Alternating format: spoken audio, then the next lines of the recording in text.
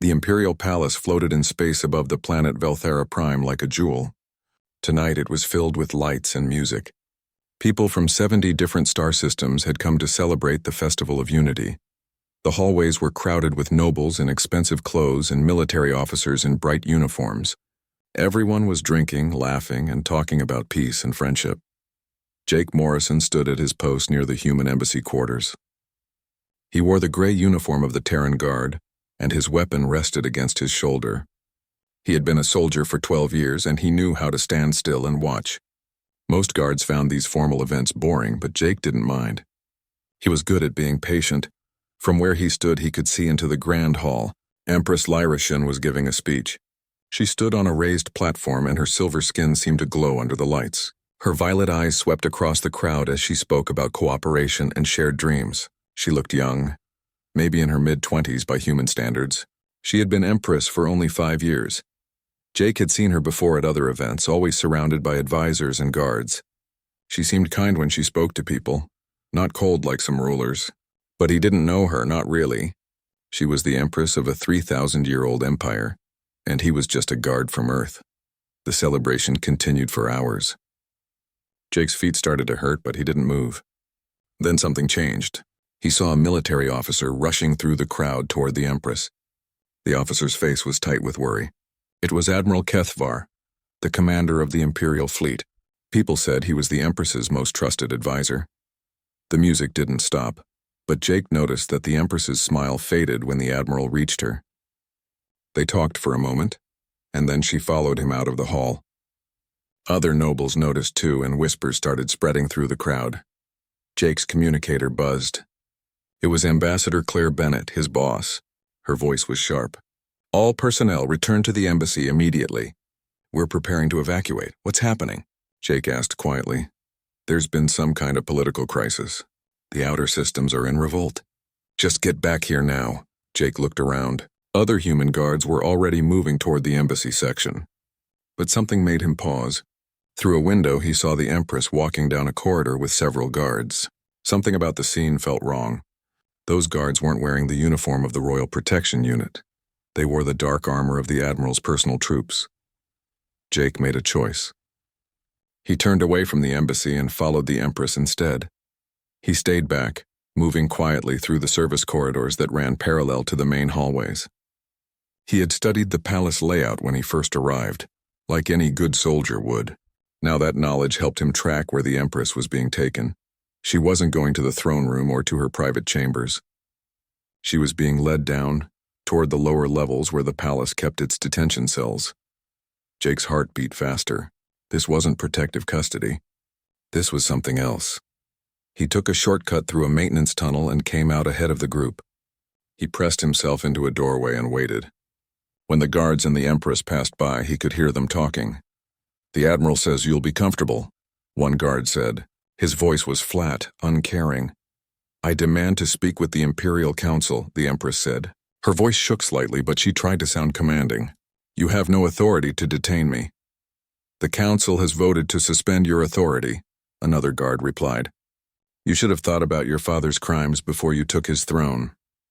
Jake waited until they turned a corner. Then he followed. His mind raced. Everyone was abandoning her. Her own guards, her advisors, probably most of the nobles too. They were throwing her away like trash because of things her father had done. The corridor ahead was empty except for the group. Jake pulled his weapon up and moved quickly. "Stop right there," he called out. The guards spun around. There were 4 of them, all armed. For a moment, nobody moved. Then one guard raised his weapon. Jake fired first. The energy blast hit the guard in the chest and he went down. The other guards scattered, looking for cover. The Empress stood frozen in shock, her hands bound in front of her. The fight lasted maybe 30 seconds. Jake had training and surprise on his side. 2 more guards went down and the 4th one ran. Jake didn't chase him. Instead, he rushed to the Empress and quickly broke the electronic cuffs on her wrists. "Why are you doing this?" she asked. Her violet eyes were wide with confusion. "Your embassy is leaving." "Everyone is leaving." "Not everyone," Jake said. He checked his weapons charge and looked down the corridor. "We need to move. That guard will bring others." "I don't understand. You barely know me." "Why would you risk yourself?" Jake didn't have a good answer for that. He just knew that leaving someone to be locked up and probably killed wasn't something he could do. We can talk later. Right now we need to get out of here. Do you know any routes that the Admiral's people won't know about? The Empress thought for a moment, then nodded. Yes, when I was young I used to explore the palace. There are old passages that haven't been used in centuries. Follow me. She led him through a hidden door that looked like part of the wall. Behind it was a narrow stairway going down. The lights were old and dim, and their footsteps echoed in the enclosed space. As they descended, alarms started blaring throughout the palace. The sound was distant but growing louder. Voices shouted in the corridors above them. The coup was moving fast. They're taking over the whole palace, the Empress whispered. She sounded lost, like a child who had just realized the world was more dangerous than she thought. Keep moving, Jake said gently. Where does this passage lead? To the old maintenance bays. There might be small ships there. They're for emergency evacuations, but no one has used them in years. They reached the bottom of the stairs and found themselves in a huge underground hangar. Most of it was empty and dark, but in one corner Jake saw a small shuttle. It looked old but functional. Can you fly that? The Empress asked. I can fly anything, Jake replied. It wasn't quite true, but he'd figure it out. They ran to the shuttle and climbed inside. Jake slid into the pilot's seat and started bringing the systems online. The Empress sat beside him, watching the screens as the hangar doors slowly opened above them. The shuttle lifted off smoothly. Jake guided it up through the opening and into space. As they cleared the palace, both of them looked back at the screens. The Imperial Palace was burning. Sections of it were venting atmosphere. Ships were swarming around it like angry insects. 3,000 years, the Empress said quietly. 3,000 years of civilization, and it's falling apart in a single night. Jake didn't answer. He focused on flying, setting a course away from Velthara Prime. He didn't know where they would go or what they would do. All he knew was that the Empress had lost everything in the last few hours. Her throne, her empire, her people's trust, her future. Everything except one soldier who hadn't been able to walk away. The shuttle's warning lights flashed red. Something was wrong with the engine. Jake looked at the control panel and cursed quietly. They had been flying for 2 hours, trying to get as far from Velthara Prime as possible, and now the old ship was dying. What's happening? The Empress asked. She sat in the co-pilot seat, still wearing her formal dress from the festival. It was torn now and dirty from their escape through the palace tunnels. Engine's overheating, Jake said. We need to land soon or we'll be floating dead in space. He checked the navigation charts. There was a station nearby called Meridian. It was neutral territory, a place where traders and travelers from different systems came to do business. It wasn't safe, exactly, but it was better than dying in space. Jake brought the shuttle down in Meridian's docking bay 20 minutes later. The landing was rough and smoke poured from the engine as they touched down. They climbed out quickly and Jake grabbed the only weapon he had left. Meridian Station was crowded and noisy. Aliens of a dozen different species walked past, carrying cargo or arguing over prices. Nobody paid attention to 2 more travelers. That was good, but the Empress stood out. Her silver skin and the elegant ridges on her face marked her as Veltharan nobility. Jake saw people starting to stare. We need to change your appearance, he said quietly. You're too recognizable. They found a clothing vendor in one of the station's market corridors. Jake bought a long hooded coat and a scarf. The Empress wrapped herself up, hiding her distinctive features. She looked uncomfortable in the rough clothes, but she didn't complain. I've never dressed like this before, she said softly. I've never walked among common people without guards and protocols. You'll learn, Jake replied. Come on. We need food and information. They sat in a small cafe, eating something that Jake couldn't identify but tasted okay. The Empress picked at her food, not really eating. She looked exhausted and scared, though she was trying to hide it. A news screen on the wall caught Jake's attention. He watched as images of the Empress appeared, along with text in several languages. He couldn't read Veltharan, but he understood enough to know it was bad. What does it say? He asked. The Empress looked up at the screen. Her face went pale. Admiral Kethavar has declared me a traitor. He says I tried to flee with codes to the Imperial Treasury. There's a bounty on my head. She swallowed hard. Dead or alive? Jake felt anger rise in his chest. The Admiral was twisting everything, making the Empress look like the criminal. It was smart in a cruel way. Now nobody would help her. "We need to get off this station," he said. "But first I need to contact someone." He found a communication booth and sent a coded message to an old friend. Her name was Nina Hayes, and she was a freighter captain who operated in the gray areas between legal and illegal. Jake had worked with her years ago and she owed him a favor. It took an hour, but Nina finally responded. She agreed to meet them in a private docking bay on the station's lower level. Captain Nina Hayes was a tough woman in her 40s, with short black hair and a mechanical arm that whirred softly when she moved. She looked at Jake with a mix of surprise and annoyance when they met. "Morrison, you always did know how to find trouble," she said. Then she looked at the Empress, who kept her hood up. "And this must be the most expensive trouble you've ever found. Can you help us?" Jake asked. Nina crossed her arms. "Do you know how much heat you're carrying? Every patrol ship in this sector is looking for her. If I'm caught with the Empress on my ship, they'll space me." "I know what I'm asking," Jake said, "but we have nowhere else to go." Nina stared at him for a long moment. Then she sighed. "You saved my life on Arcturus Station. I said I'd repay that debt someday. I guess today's that day." She gestured to her ship, a beaten-up freighter called the Wandering Star. "Get aboard. But you owe me big time, Morrison." The journey to Crossroads Station took 3 days. The Empress spent most of that time in the small cabin Nina gave them, silent and withdrawn. Jake tried to talk to her, but she didn't say much. On the 3rd day, Jake found her sitting on the floor of the cabin, her knees pulled up to her chest. She had been crying. "I tried so hard," she said when she noticed him. "For 5 years I tried to be different from my father. I tried to be fair, to help people, to make the Empire better, and none of it mattered." Jake sat down beside her. "It mattered. How can you say that? Everyone abandoned me. The nobles, the council, my own guards. They all believed I was just like my father, a criminal wearing a crown."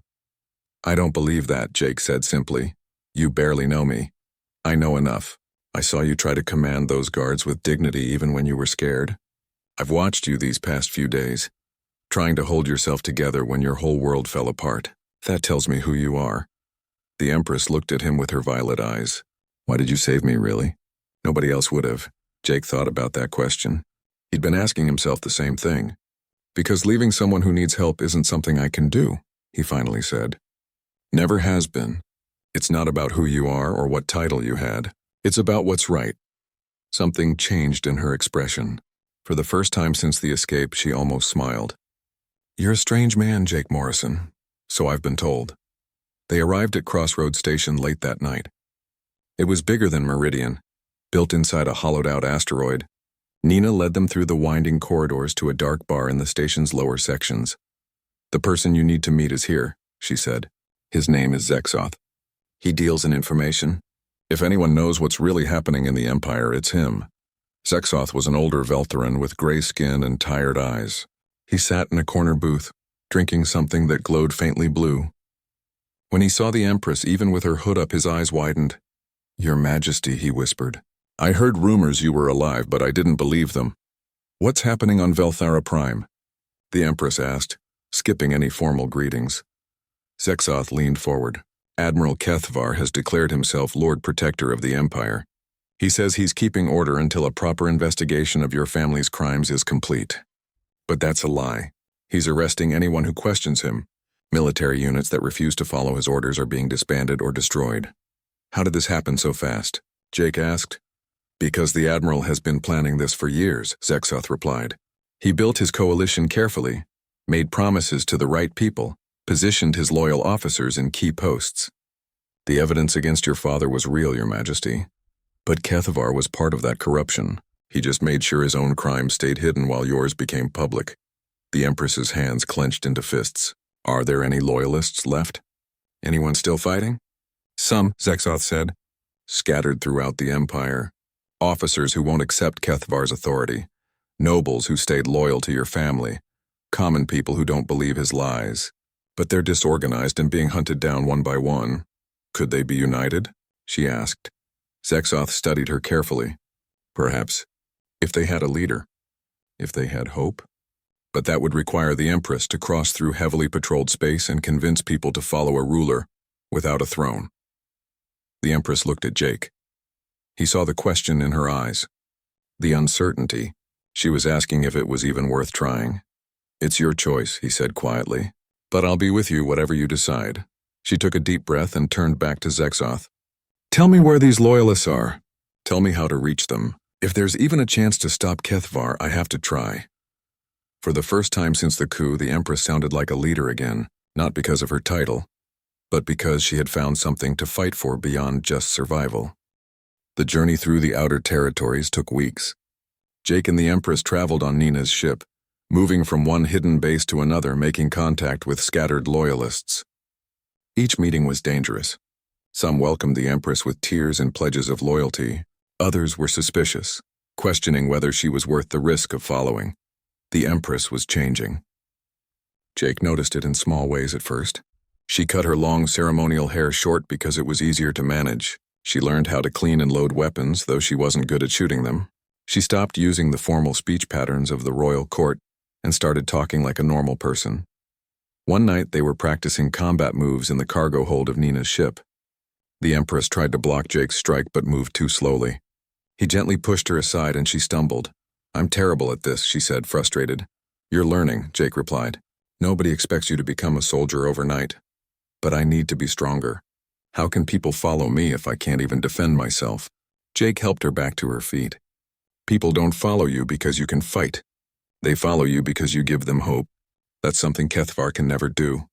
She looked at him for a long moment. You always know what to say. The big breakthrough came when they reached the Ashtar Nebula. Hidden inside the swirling clouds of gas was a small fleet of ships led by Lord Shenthor. He was an old Veltheran noble who had served 3 generations of emperors. When the Empress's shuttle arrived, he welcomed her aboard his flagship personally. Your Majesty, he said, bowing deeply, we have waited for you. Lord Shenthor offered the Empress his ships and his soldiers, but he was honest about the situation. They sat in his command room looking at star maps that showed how much territory Kethvar controlled. You must understand, Shenthor said gravely, that many will not follow you simply because of your bloodline. Your father's crimes have damaged the crown's reputation. If you wish to reclaim your throne, you must prove you are different. The Empress nodded slowly. I know, I've been thinking about that. If I return to power, I don't want to restore the old system. I want to create something new. A government where the people have a real voice, where the throne serves them instead of ruling over them. Shenthor looked surprised, but also pleased. That is a bold vision, Your Majesty. More supporters arrived over the following weeks. A human woman named Lisa Grant came to the base. She was a military advisor who had been working with Veltheran forces before the coup. She had sharp eyes and didn't waste words. I'll help you, Lisa said to the Empress. But I want to be clear about something. I'm not helping you because I love monarchies. I'm helping because Kethvar is a dictator, and that's worse.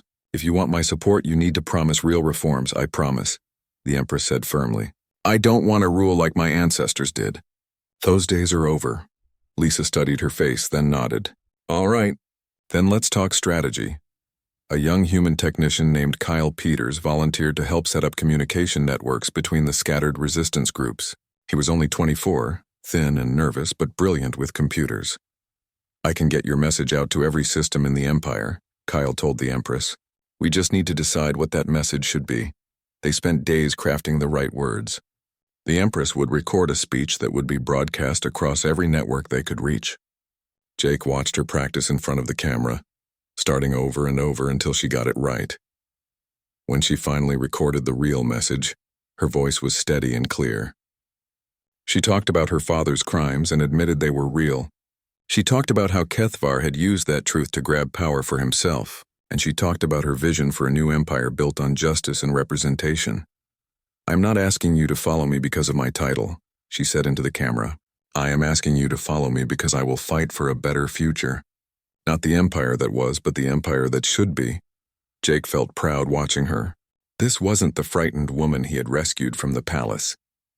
This was someone who had found her purpose. But the resistance movement was still small and weak compared to Kethvar's forces. They needed more than speeches. They needed to show people that the Empress was serious about change.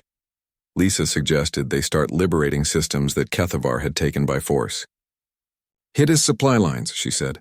Show people that he's not invincible. Win some victories and more will join us.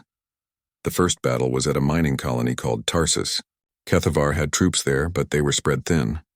The resistance fleet jumped in fast, caught the enemy by surprise, and freed the colony in less than 3 hours. The Empress insisted on being part of the assault, despite everyone's objections. Jake stayed close to her the entire time, ready to protect her if things went wrong. But she handled herself well, staying calm even when weapons fire erupted around them. When the fighting was over, she spoke to the colonists who had been living under Kethavar's occupation. "You're free now," she told them. "And I promise you, when this war is over, you'll have a voice in how the Empire is governed. No more rule by force. No more exploitation," the colonists cheered. News of the victory spread quickly. 2 more systems declared their support for the Empress within days, but success brought new problems. More ships meant more people to feed and supply. Some resistance leaders started arguing about strategy, and Admiral Frank Cole arrived with a small Earth fleet offering help. Jake didn't trust Cole. The Admiral was political and calculating. In a private meeting, Cole made it clear that Earth expected rewards for their support. "Trade agreements," Cole said smoothly. "Preferential treatment for human colonies. Access to Velther and technology. Nothing is free, Sergeant Morrison." "I'll talk to her," Jake said, though he didn't like it. That night, he found the Empress alone in the observation deck of Shenthor's flagship. She was staring out at the stars, looking tired. "Admiral Cole wants something in return for Earth's help," Jake said. "He wants trade deals and concessions." The Empress sighed. "I expected that. Everyone wants something." She looked at him. "What do you think I should do?" "I think you should be careful," Jake replied, "but also realistic. We need the help. Just make sure the deals are fair." She nodded slowly. "Thank you for being honest with me. Most people tell me what they think I want to hear. You tell me the truth even when it's uncomfortable." Jake stepped closer. "That's what you need. Comfortable lies won't win this war." They stood together in silence for a while. Jake realized that his feelings for her had grown into something deeper than loyalty or duty. But he didn't say anything. She was an empress trying to reclaim her throne. He was just a soldier. Some things were better left unsaid. The peace was broken by urgent alarms.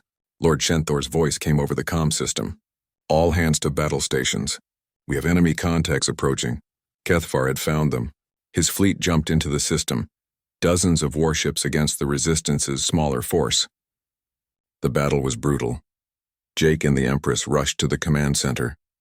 They watched the tactical displays as the two fleets clashed. Lord Shenthor commanded brilliantly, but they were outnumbered. "We need to evacuate," Lisa said urgently. "Get the Empress to safety." "Not yet," Shenthor replied. "We can hold them long enough for the transports to escape."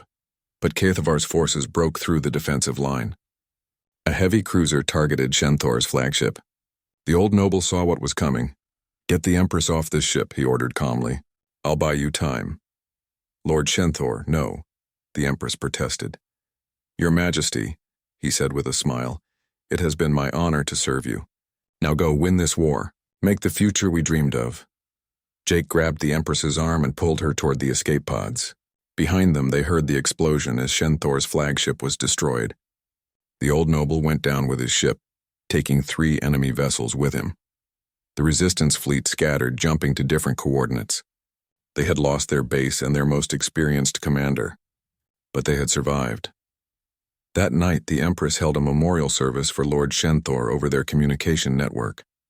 Her grief was real and visible, and Jake saw how it affected the other Resistance members.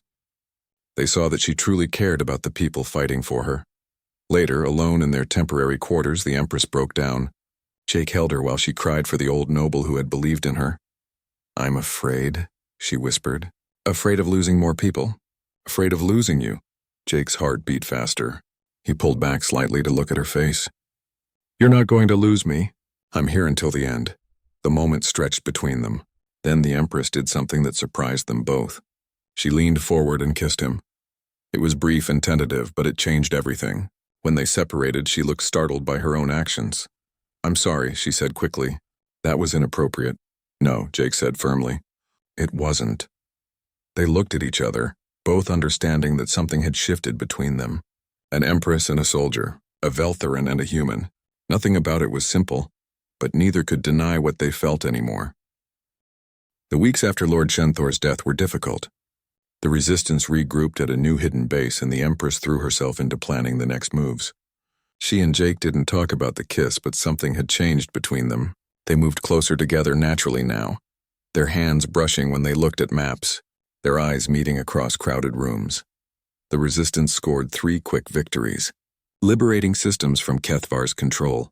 Each time the Empress appeared before the freed populations and spoke about reform and justice. People started to believe in her. More ships joined the cause. More systems declared their support. But then intelligence came in that made everyone's blood run cold. Captain Nina Hayes had been captured during a supply run.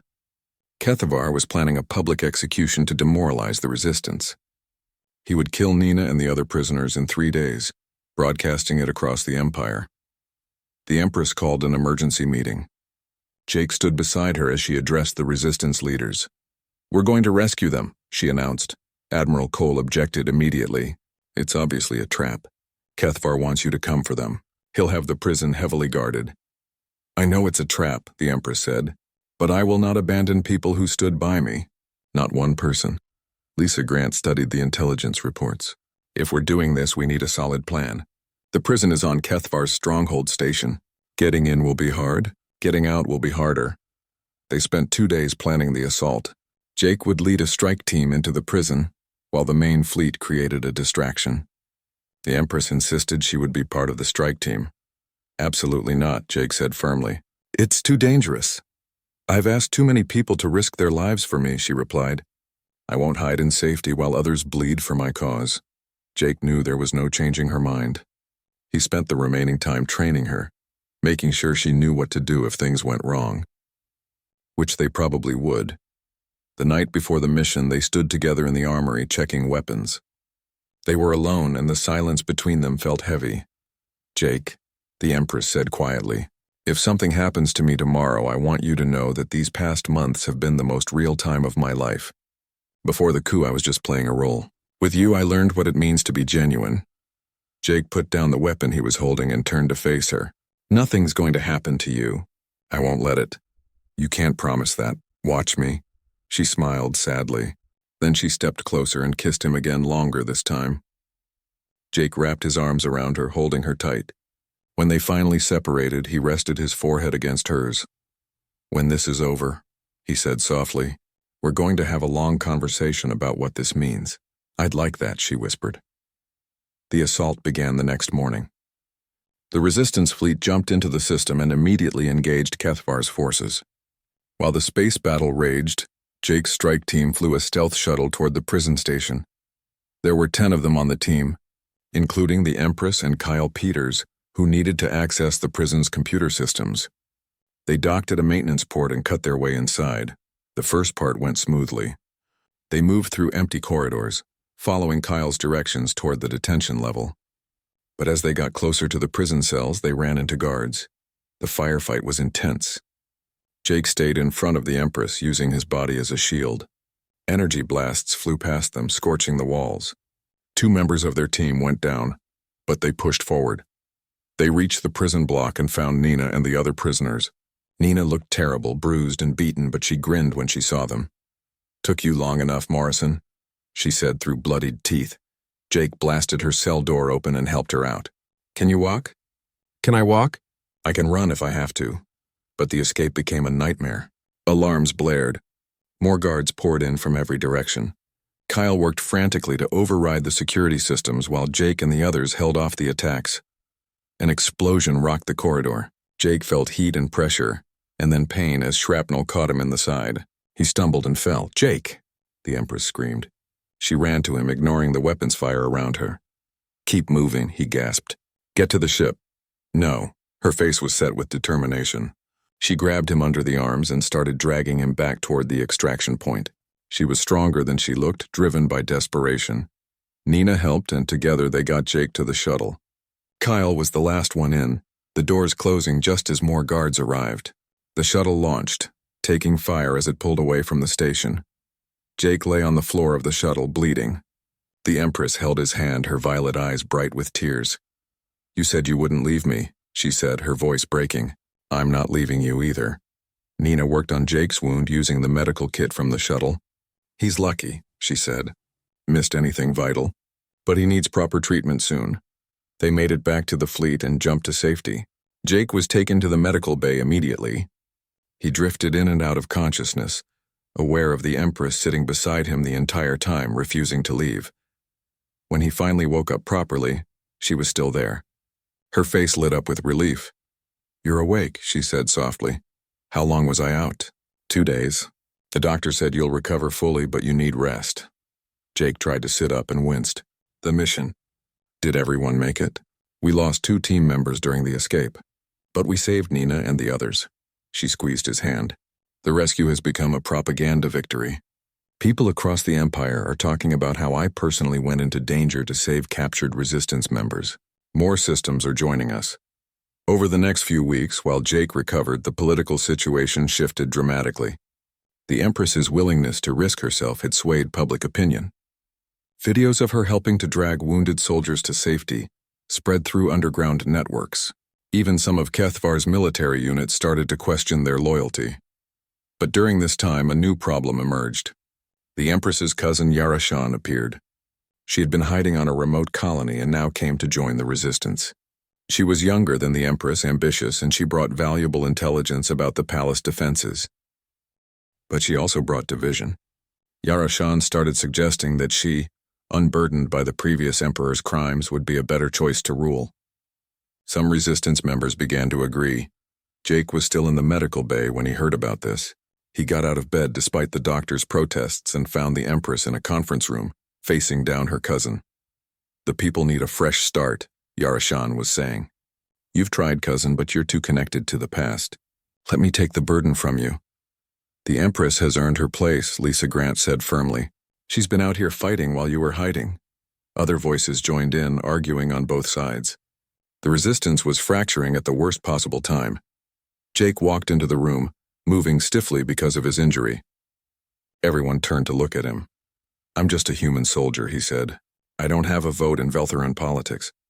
But I can tell you what I've seen. I've watched the Empress go from someone who had everything taken from her to someone who fights for every person in this resistance. She's learned from her mistakes. She's grown. And she's promised to create a government where power isn't held by one person or one family anymore." He looked at Narration. "What have you promised? What have you risked?" The room was silent. Then Nina Hayes stood up, wincing from her own injuries. "Morrison's right. I'm with the Empress." One by one, others stood in support. Narashan's face went red with anger, but she had lost. She stormed out of the conference room, and most of her supporters quietly returned their loyalty to the Empress.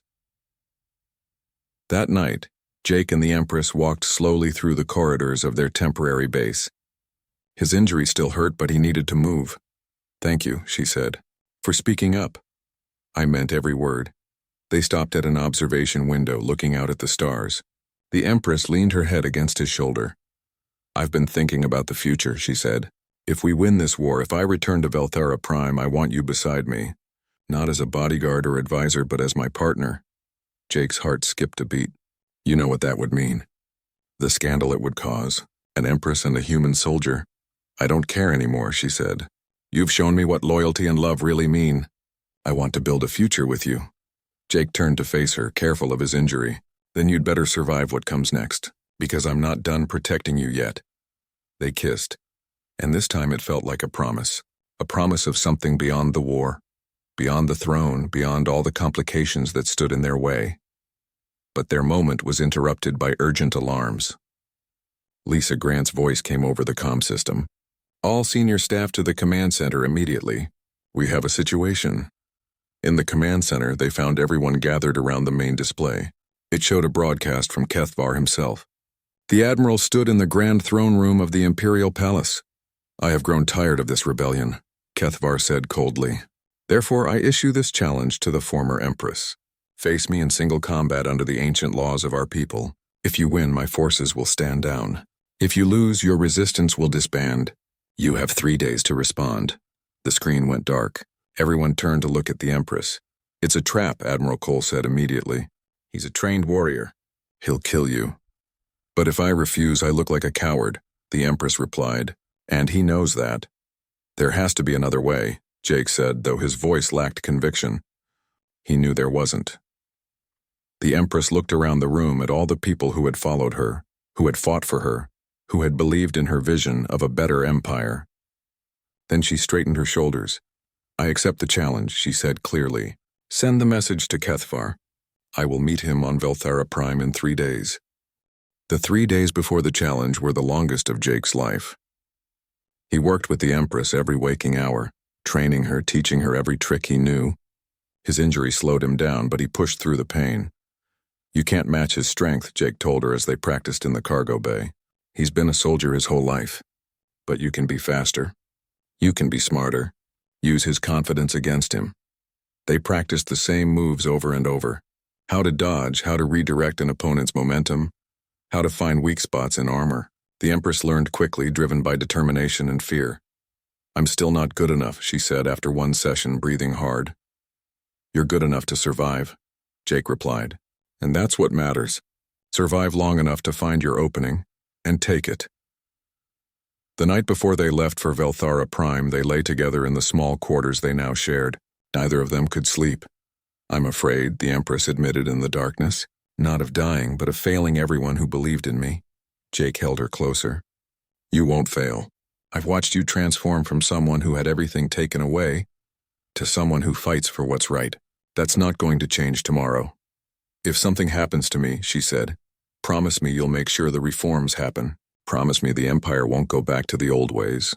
"Nothing's going to happen to you," Jake said firmly. "But yes, I promise." She kissed him then, desperately, like she was trying to memorize the feeling. When they finally separated, both had tears in their eyes. "I love you," she whispered. "I don't know when it happened, but I do." Jake's throat felt tight. "I love you too. That's why you're going to win tomorrow. Because I need you to come back to me." The journey to Velthara Prime was tense. The Resistance fleet traveled openly now, no longer hiding. Kethvar had agreed to allow observers from neutral systems to witness the challenge, so he couldn't simply attack the fleet without losing face. When they arrived in orbit, Jake saw the Imperial Palace for the first time since the night they escaped. It looked different now, darker somehow despite all the lights. The symbol of 3,000 years of civilization had become a symbol of tyranny. The challenge would take place in the Grand Throne Room, broadcast across the entire empire. Representatives from dozens of systems gathered to watch. The Empress wore simple armor, nothing fancy, nothing that would slow her down. She carried a traditional Veltharan blade, the weapon of her ancestors. Jake walked with her to the entrance of the throne room. This was as far as he could go. Once she stepped through those doors, she would be alone. "Remember everything we practiced," he said, holding both her hands. "Stay fast, stay smart, and don't let him make you angry. Angry fighters make mistakes." "I remember," she said. Then she smiled, though it didn't reach her eyes. "Thank you, Jake, for everything. For saving me when no one else would. For standing by me. For loving me. Win this fight," he said. "Then we'll have that future we talked about." She nodded, squeezed his hands one last time, and walked through the doors. Jake watched on a screen along with Lisa, Nina, Kyle, and the others. The throne room was packed with people. Admiral Kethvar stood in the center, wearing full battle armor. He looked confident, almost amused. The Empress looked small next to him. A neutral arbiter explained the rules. The fight would continue until one of them yielded or died. No outside interference. The weapons had been inspected and approved. The arbiter stepped back. "Begin." Kethvar attacked immediately, fast and brutal. His blade came down in a powerful arc that would have split the Empress in half if it connected, but she wasn't there. She had rolled aside exactly like Jake taught her. The fight was terrifying to watch. Kethvar was strong and skilled, everything Jake had feared.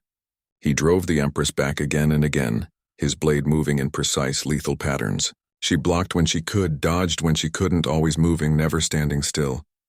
"He's going to kill her," Nina whispered. "Not yet," Lisa said quietly. "Look, she's wearing him down, making him work for every strike." It was true. Kethvar was powerful, but power used strength, and strength could be exhausted. The Empress kept moving, kept making him chase her, kept forcing him to swing that heavy blade. 5 minutes passed. Then 10. Sweat poured down both fighters' faces. The Empress was bleeding from a cut on her arm, but Kethvar was breathing harder. Then Kethvar made a mistake. Frustrated by her refusal to stand and fight, he overextended on a strike. For just a fraction of a second, his guard dropped. The Empress saw it. She moved with speed born of desperation, using the technique Jake had drilled into her 100 times. Her blade found the gap in Kethvar's armor, sliding between the plates at his side. The Admiral stumbled back, shock on his face. He looked down at the blood spreading across his armor, then up at the Empress. "How?" he whispered. "Because I had something to fight for," the Empress answered, her voice steady despite her exhaustion. "While you only had something to take." Kethvar fell to his knees, then collapsed. The throne room erupted in chaos. Some of his supporters rushed forward, but neutral peacekeepers stopped them. The challenge had been witnessed and judged fair.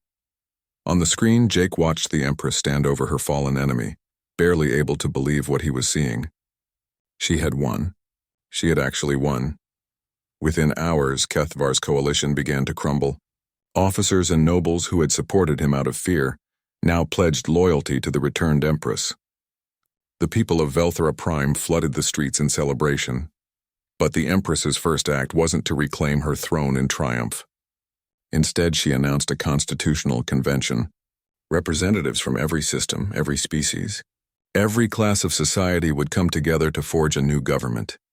"The age of absolute monarchy is over," she declared in a speech that was broadcast across the empire.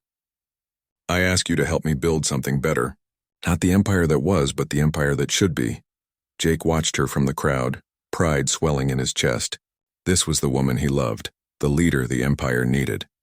The Constitutional Convention took 3 months. It was difficult work, with arguments and compromises and late-night debates. But slowly a new framework emerged. The Empress would remain as head of state, but real power would be shared with an elected parliament. Rights and protections would be guaranteed for all citizens. The exploitation that had marked the old empire would be illegal under the new constitution. Finally came the day of the new coronation. It was nothing like the old ceremonies. This was simpler, more meaningful. The Empress stood before the assembled representatives and took an oath to uphold the Constitution, to respect the will of the people, to serve rather than rule, and beside her stood Jake Morrison. He wore formal clothes, uncomfortable but presentable. The Empress had given him a new title, First Consul, her partner in leadership and in life. When she announced their relationship publicly, there had been scandal, just as they'd expected. Some traditionalists were outraged that the Empress would marry a human commoner, but the Empress faced down the criticism with the same determination she'd shown in everything else. "Jake Morrison saved my life when everyone else abandoned me," she said in a public address. "He stood by me through the darkest days. He taught me what loyalty and love truly mean. If you cannot accept him, then you cannot accept me." The opposition faded. People saw how they looked at each other, how they worked together, and they understood. This wasn't some political marriage. This was real. Now standing together at the coronation, the Empress finished her oath and turned to look at Jake. He saw everything they'd been through reflected in her violet eyes. "The fear, the struggle, the hope, the love, any regrets?" he asked quietly so only she could hear. She thought about it seriously. She was no longer the naive young Empress who had believed everyone would support her because of her bloodline. She had been hunted, had fought, had learned to survive. She had given up absolute power in exchange for something more meaningful. "No regrets," she said finally. "Losing my throne taught me how to truly earn it. And it brought you into my life. I'd make the same choices again." The ceremony concluded and they walked together through the restored palace. The building had been repaired, but it looked different now. Less like a fortress, more like a place where people actually worked to serve others. That evening they stood alone on a balcony overlooking the city. The sun was setting, painting the sky in shades of purple and gold. Below them the city gleamed with lights and life. "It's strange," the Empress said, leaning against the railing. "I thought being Empress meant standing above everyone else, separate and alone. But I've learned that true leadership means standing together with people, building something bigger than yourself." Jake put his arm around her shoulders. "You've done that. You've changed everything." "We've done it," she corrected. "I couldn't have done any of this without you." They stood in comfortable silence watching the city. The road ahead wouldn't be easy. Building a new system never was. There would be challenges, setbacks, opposition from those who preferred the old ways. But for the first time in her life, the Empress didn't face the future alone. She had Jake beside her, steady and unwavering. She had allies who had chosen her not from obligation, but from belief in what she represented. She had a people ready to build something new together. The human soldier who had refused to abandon her when everyone else did had given her more than protection. He had given her hope, purpose, and a future worth fighting for. A future they would now shape together, one day at a time. Down in the city, fireworks began to explode in the sky, celebrating the birth of the new constitutional empire. The Empress smiled, really smiled, perhaps for the first time since all of this began. "Thank you," she said softly to Jake, "for not leaving me." "I told you from the beginning," he replied, pulling her closer. "Not everyone abandons people who need them. Some of us stay. And I'm grateful every day that you did." They kissed as the fireworks lit up the sky around them. Two people from different worlds who had found each other in the darkness and built something beautiful together. The new era had begun. And whatever challenges came next, they would face them side by side. In the end, that was what mattered most. Not thrones or titles or power, but the simple truth that love and loyalty could change everything. That one person refusing to walk away could make all the difference in the universe. Jake had saved an Empress. But in many ways, she had saved him too. They had saved each other, and in doing so, they had saved an empire. The story of the Empress who lost everything and the soldier who kept her would be told for generations. But for Jake and the Empress, it wasn't a story. It was simply their life, and it was just beginning.